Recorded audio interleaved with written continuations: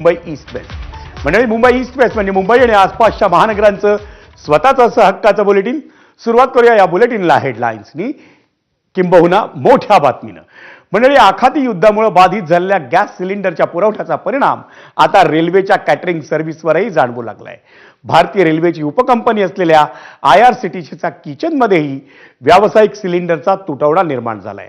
त्यामुळे येत्या काळात IRCTCकडून रेल्वे प्रवाशांसाठी देण्यात येणारी खास शिजवलेल्या खाद्यपदार्थांची सेवा ही स्थगित करण्याच्या सूचना रेल्वे बोर्डाला देण्यात आल्या आहेत.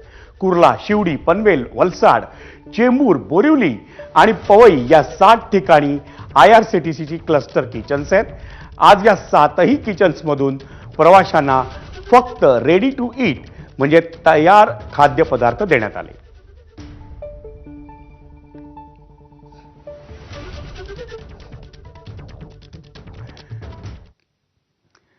मंडळी, मध्य रेल्वेच्या छत्रपती शिवाजी महाराज टर्मिनसवरून आज दुपारी दिल्लीच्या दिशेने रवाना झालेल्या राजधानी एक्सप्रेससाठी हल्दीरामचे रेडी टू ईट खाद्यपदार्थांचे बॉक्सेस आणण्यात आले होते.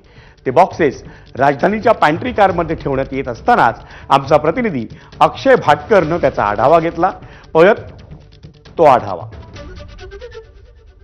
सध्या CSMT स्थानकात आहोत आणि इथून राजधानी एक्सप्रेस आता सुटणार आहे. त्या राजधानी एक्सप्रेसमध्ये जे खाद्यपदार्थ अपलोड केले जातात ते आपण पाहतोय इथे.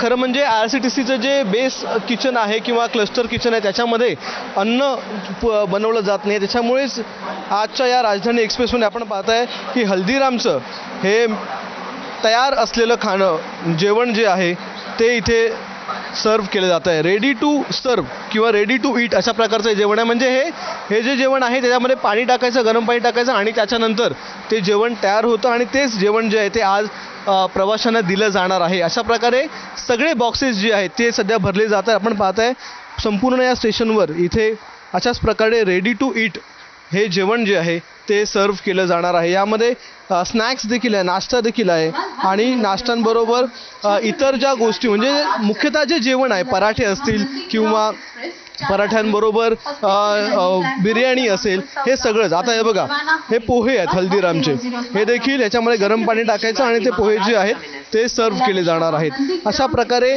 रेडी टू ईट हे जे जेवण आहे ते आज या राजधानी एक्सप्रेसच्या प्रवाशांना दिलं जाणार आहे. आणि याचं कारण मुख्यतः हे सांगितलं जाते म्हणजे जे कॅन्टीन आहेत, जे वेगवेगळे कॅन्टीन क्लस्टर कॅन्टीन आहेत IRCTCचे, त्याच्यामध्ये गॅसचा पुरवठा झाला नाही आहे आणि तो गॅसचा पुरवठा न झाल्यामुळे त्या कॅन्टीनमधलं जेवण तयार झालं नाही आहे. कॅमेरामन विनेसह अक्षय भाटकर, ABP माझा.